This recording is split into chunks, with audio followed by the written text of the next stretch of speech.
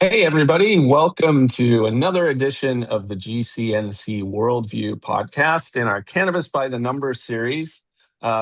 Joining me, as they have throughout this series, is Bo Whitney from Whitney Economics and Rachel Wright from Verdant Strategies.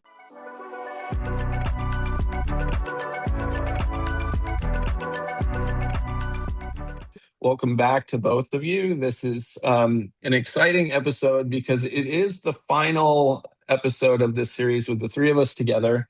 And there was a lot of conversation out of 2025 about all these changes that are coming.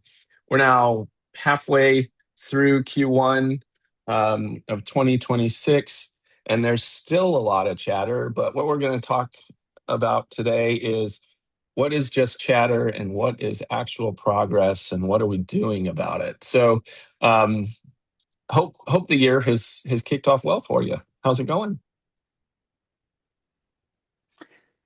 I'd say everything is, I can't believe it's already February. I don't know what happened to January. But the year looks hopeful. I'd say the year looks very good for people in different markets. So yeah, I will Yeah. say that. And I also want to say, thanks to everybody who actually watches this podcast. I've gotten a lot of good feedback. So I appreciate the GCNC, and I also appreciate the listenership and the folks that have given me some feedback that they actually watch us. So It's thank great. you for that. I Yeah, I'd like agree. to. It's boring otherwise. So how's it Yeah, I'd going, like Bo? to echo those sentiments. I mean, a lot of great feedback, a lot of good content, and a lot of good mind share. And so, even though I'm a participant on these episodes, I tend to learn a lot as well. So it's always good for me. Me, Yeah, me too. I was commenting just before we came on that sometimes the prep calls and the discussions beforehand are actually one of my favorite times of the week because I get to learn a lot. And out of it, for those that are listening, um, I am working behind the scenes on putting together a recap piece that sort of looks at all of the episodes from this series and puts it together with like the top trends, tips, tricks, all that we've heard from the two of you over the last couple of months, and that'll be available to listeners moving forward. Of course, we've got to get it all assembled, but that'll be coming in the next couple of weeks. And I know, Bo, we've been talking also about the fact that you're updating some of your global reports. We'll be excited to see how that comes. So while this particular um, flow for Cannabis by the Numbers is coming to an end, we will continue to have the series moving forward because it's, as you guys said, it's just great being able to talk and share conversation about what's really going on. So, Rachel, I wanted to start by asking you, as we heard all the chatter in 2025 around rescheduling and all these changes that are coming. We're now halfway through Q1. There's still a lot of chatter. The question is, what's chatter and what is real? Like, what are we asking companies to do and plan and adjust as these trends sort of change? Are you seeing with your clients panic, proactive action, some sort of way in which they can have a competitive advantage? What are you seeing as the useful fallout of the chatter around rescheduling? From time to time, I do actually have clients asking because right now we're actually preparing tax returns, of course, for 2025. So I have the Yeah. opportunity to meet with a lot of folks, now as we're either preparing their tax returns or working on their tax position for this upcoming year. And so, I think people are mildly curious about rescheduling. And I think the folks that have been in the industry for a little while, they realize that they don't take anything too seriously. And I think that operators are just so busy trying to, with the day to day, just as we all are, that it's kind of it's something that they're holding out in the future, but right now, they're focusing on the business at hand. So they're like, when do you think it's going to happen? And I just say, oh, sometime in the next year, because I really want people to focus on what's going on right now. Let's deal with where we are right now. If it happens, it happens. Great. I do tell them though that, let's start preparing for potential capital flow. Let's get your house in order so that we can get ready for that. The time to be ready is now. So, yeah, that's kind of where we're at.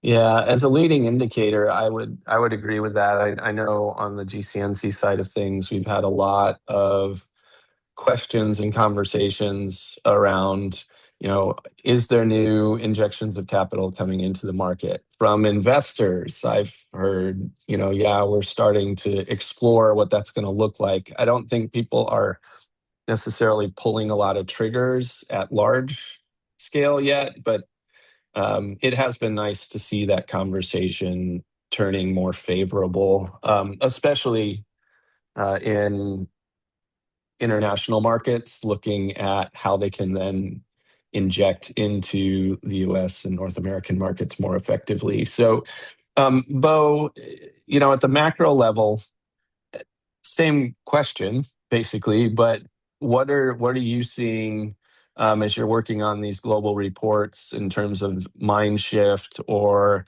consolidation, mergers, um, capital influx, any major changes in opportunity?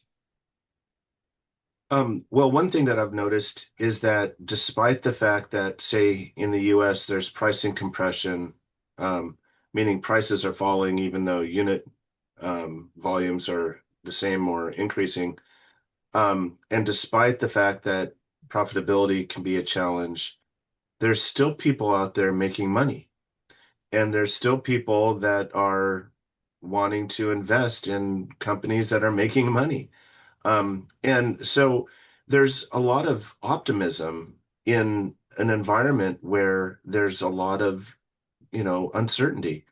And it depends upon which market you're talking about. If you're talking about adult use and medical, there's one set of risks, and there's an entirely different set of risks if you're talking hemp. And Mhm. but with all of this uncertainty, there's opportunity. And I think that's what's getting people cautiously optimistic, to quote a Fed chairman from a few years ago, Alan Greenspan, cautiously Yeah, optimistic. it's one of my favorite phrases, actually. I use that one a lot. Um, do you think that some of the price compression that you see in, especially in adult use markets, will be minimized or less impactful in, medically driven markets like the models that we're seeing primarily in Europe and even South America, where, um, there's more control of the supply and demand, and because of that, perhaps we won't see as much? Or do you think that we're all just destined for ongoing price compression, no matter what the model is? Well, that's a very nuanced question. Yeah, it is.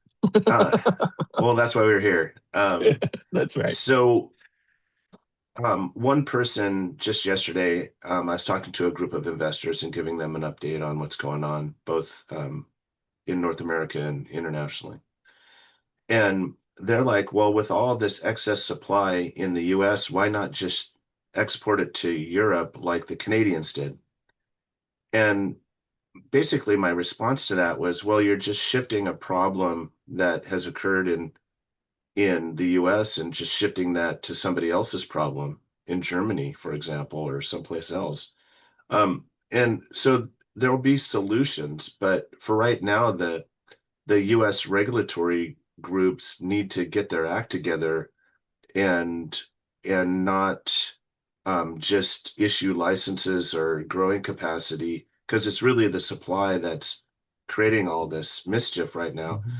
Mhm. And so the regulators need to do a much better job of controlling their own markets. You'll have better control in Europe, yes. Um, and I think the best model was demonstrated very early on in Germany, where they gave contracts out to domestic cultivators and producers, but not enough to satisfy the entire market. And then they used international imports for burst capacity to satisfy the rest of the market. So they secured the domestic market and took care of the domestic operators, and then used the import export as the a way to shore up the supply. I think that's a viable market and a viable model. But right now, these countries are tending to go away from that, and then everybody else is trying to export into these markets. On the reverse side, Yeah, and I know that you want to ask a question, I can tell, I do, but it's fine. Go for it. but on the reverse side, once, if and when rescheduling occurs, then that's going to open up our market in the US to imports as well. And so there's going to be a requirement, kind of a come to Jesus moment, where um, businesses are going to have to compete internationally and globally. And I'm not sure if US suppliers are ready for that day. And, I'm not sure if they're prepared for it to come in to the extent that it's queuing up to. Yeah, I would argue they're not. Not because they don't want to be. It's just that it's been such a siloed market that people haven't even really paid much attention to what that means. And I don't think they've structured it. I was gonna ask as sort of a lead question, and we talked about it a few episodes ago as well, like how do we define quality in these markets, right? Because I know if I'm talking to folks that grow in California or Oregon or Colorado, they will say they have the best flower. If I talk to someone in Germany who is, running things through an EU GMP facility for medicinal cannabis, they will talk about having the highest quality product, which has nothing to do with the original flower, but much more about how does it come out on the other end and those regulations. So um, I think that discussion around how do we define quality products within the market and what does that really mean, and beyond the cultural hype associated with the never ending battle between whether California weed is the best or somebody else. That's not what's going to define the future, I don't think, of business success. It'll be a fun side debate, but I don't think that's actually what's going to drive things. Rachel, what do you think? Do you think U.S. companies are prepared for competition in the international market? Well, I was going to go back to the quality of flower Yeah, and methodology because, and I live in California, so I'm a little biased, but I also hear I know. that I was throwing that out there a little bit. I we're was like, trying to, yeah, we were going to go. Yeah. So I am going to go there for a minute because the reality is some of the methods, environments and cultivation methods and things like that are very different across the US and across the world.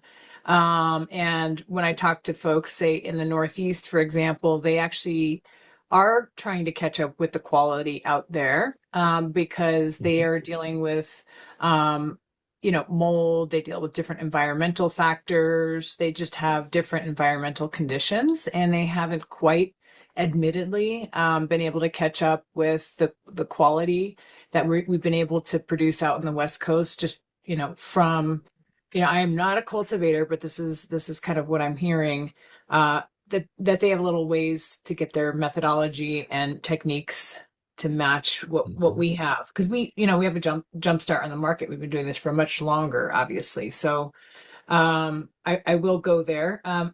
I don't know how. it's good to defend home. I Yeah, appreciate yeah. that. I mean, it's just what I hear. It's what I'm hearing. Yeah.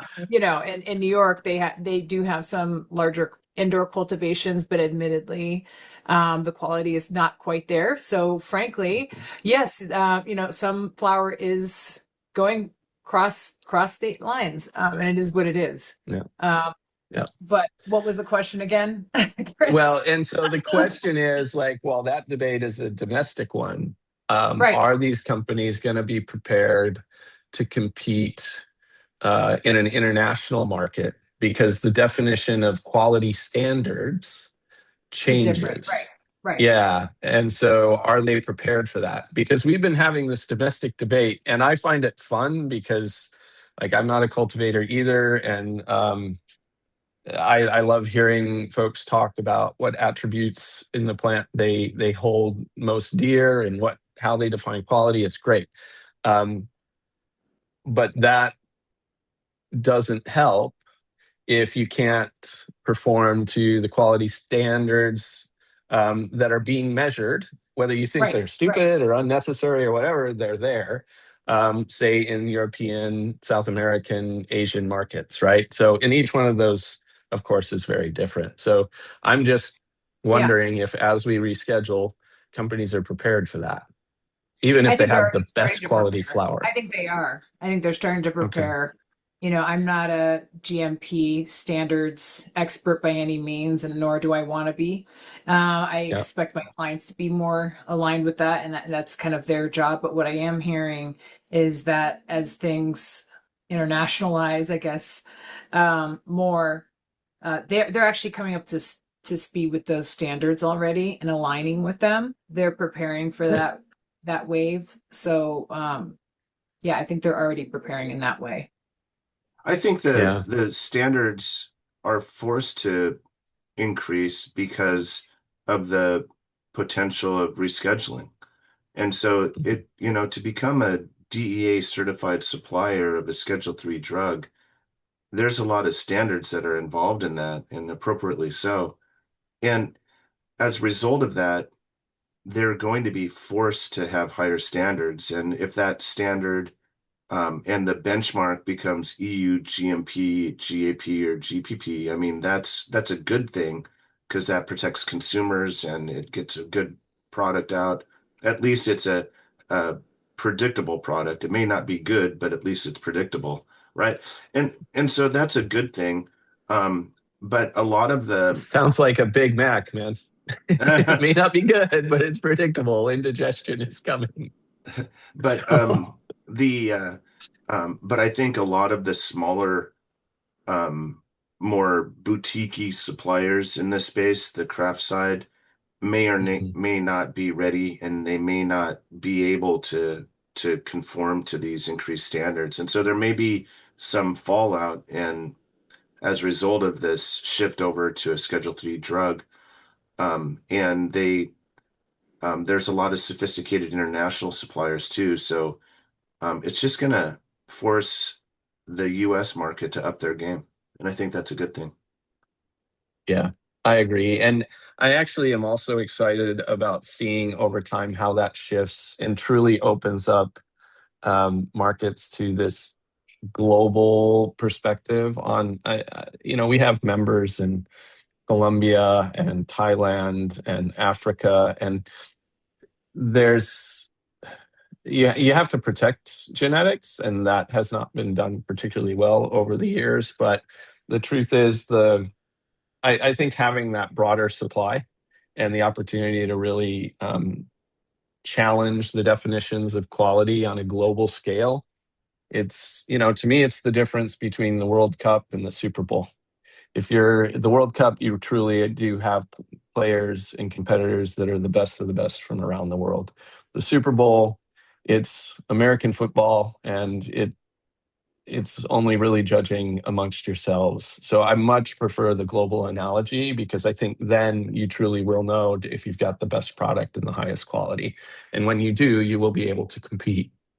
And if you don't, then the natural thing happens with markets. I And we think haven't really had a space like that with cannabis for a really, really, really long time.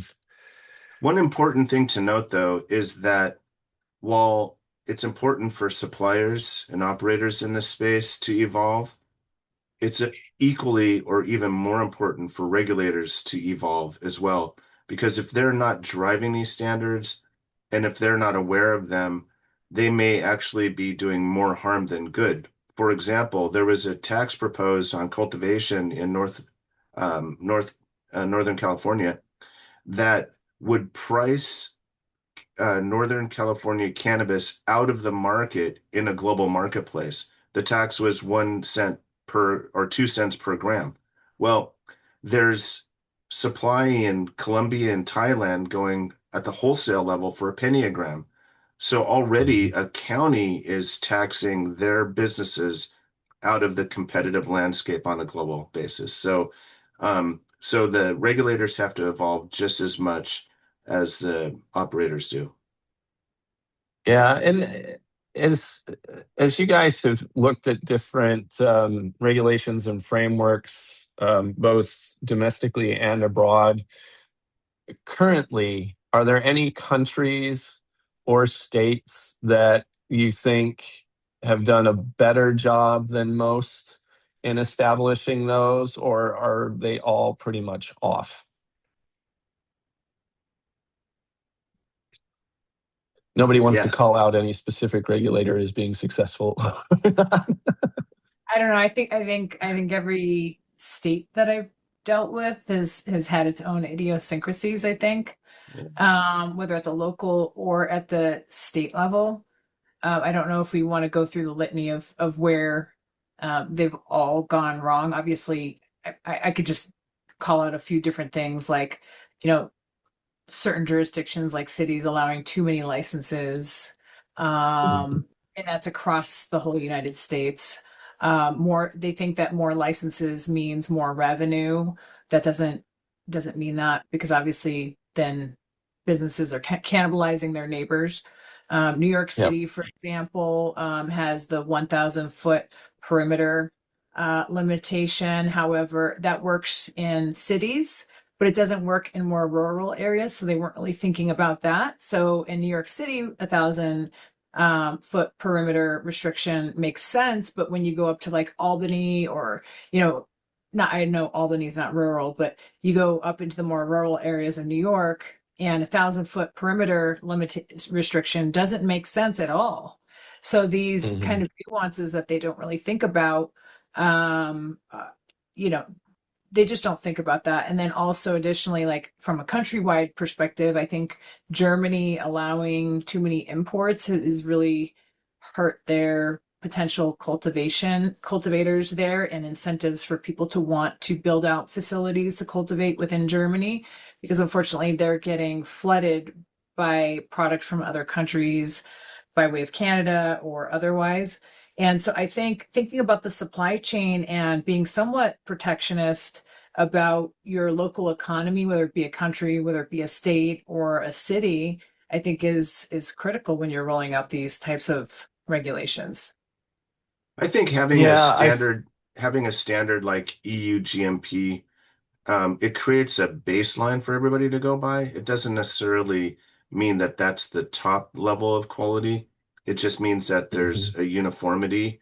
And I think anytime that you can get that type of thing in place, it's good. The Canadians have done a good job of trying to conform to the standards of the European Union. And I've seen some facilities there that are like clean rooms in the semiconductor industry. I mean, they're pretty amazing. So I guess it's a balance between the standards and business and opportunity and the like, but there's some areas, especially internationally, that have done a better job. In the US, no one model, no one regulatory regime has stood out as being the gold standard by any means. Yep. There's pluses and minuses, like Rachel said, where there's good elements and bad elements of each state program.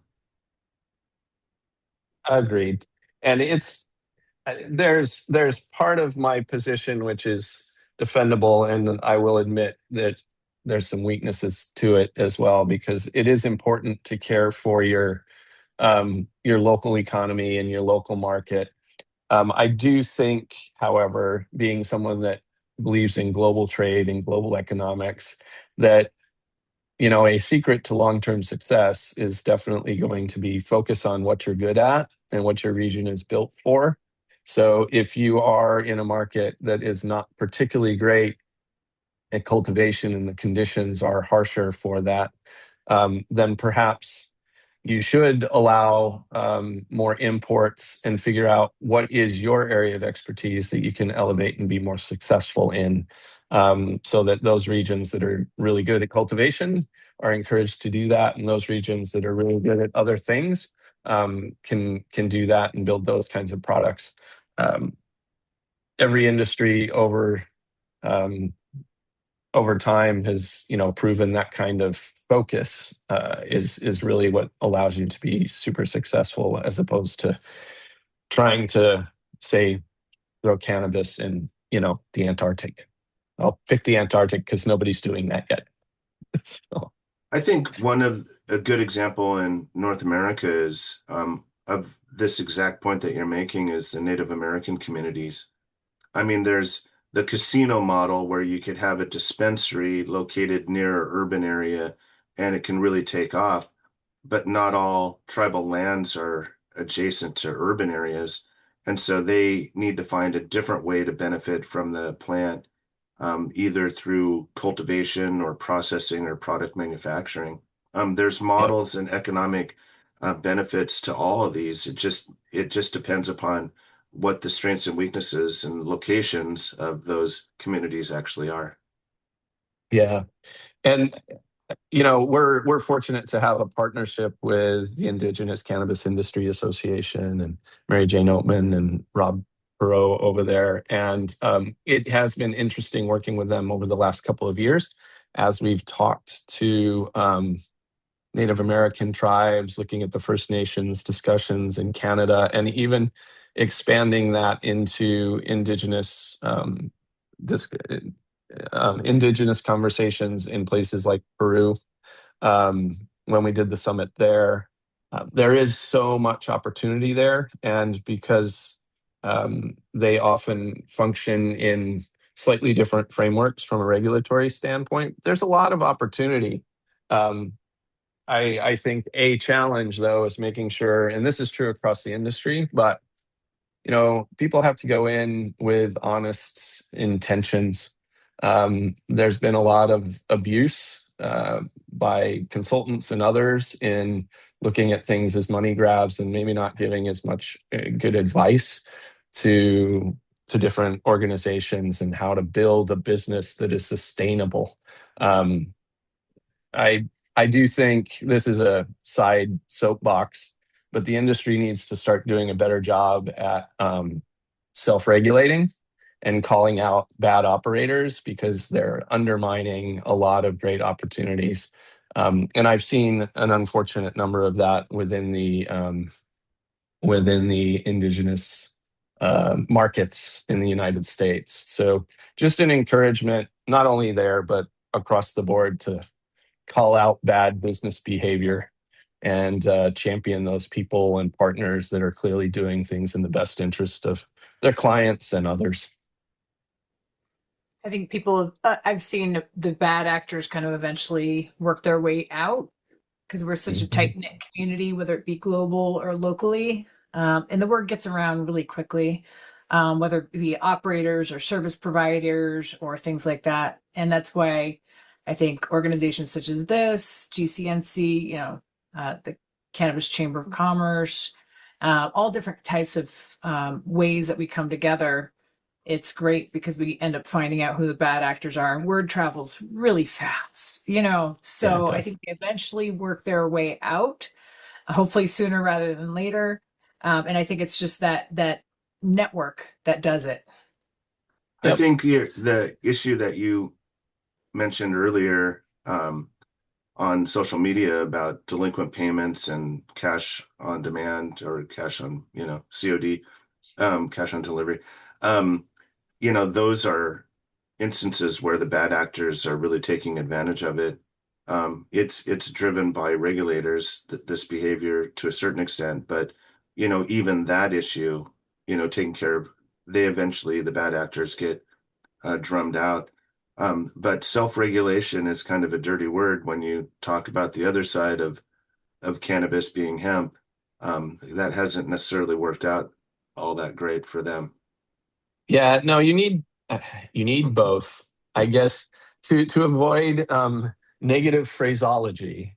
let me just say that we all need to be responsible and make sure that we champion others who we know to be responsible operators, and then work with regulators to behave accordingly in ways that are successful for the industry, and champion ideas for regulators that make it better business for everybody. So, Yeah. yes, I understand how self-regulation can at times be abused as well, unfortunately. So, linguistics, man, it's a it's a challenge. So, um, great. Well, listen, we're getting close to the end of our time today, so I just wanted to recap a little bit. You know, as we're heading into 2026, obviously at some point there's going to be ongoing discussion about rescheduling, how operators look at competing in an expanded market, both domestically and globally, is going to be important.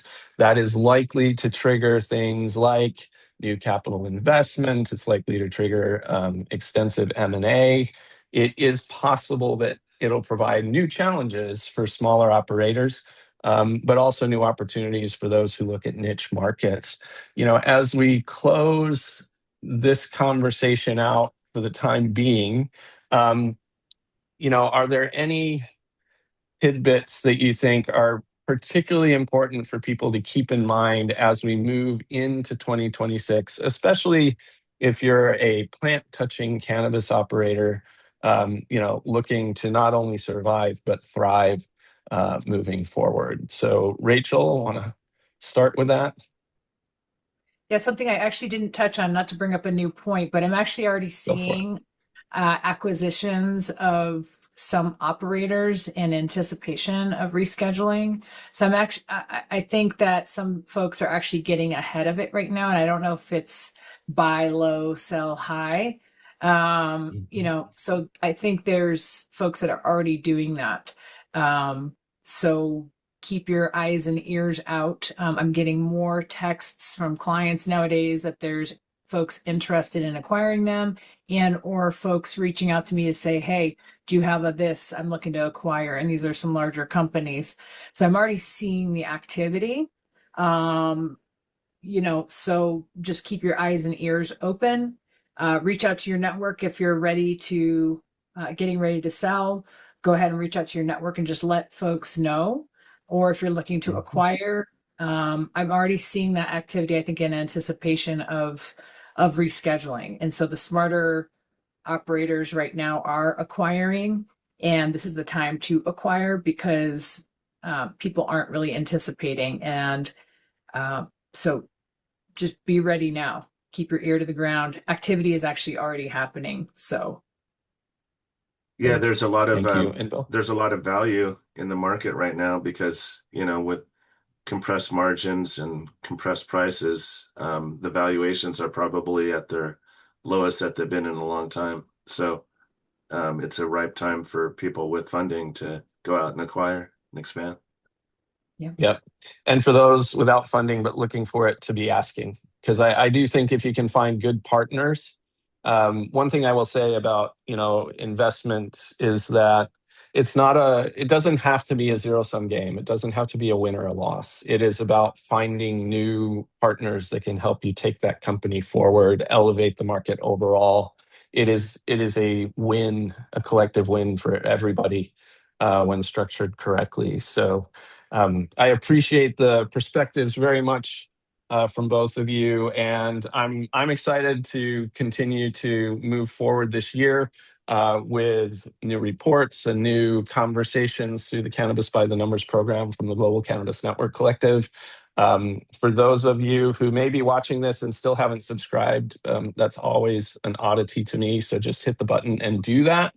That way you don't have to hunt us down, and it just makes our marketing more effective at the same time. So thank you all for listening in. Thank you, Rachel and Bo, for being here with me through this series. It's been great, and I'm looking forward to the future as well. I appreciate it. Yeah, I do too. Thanks, everybody. Take care. Bye.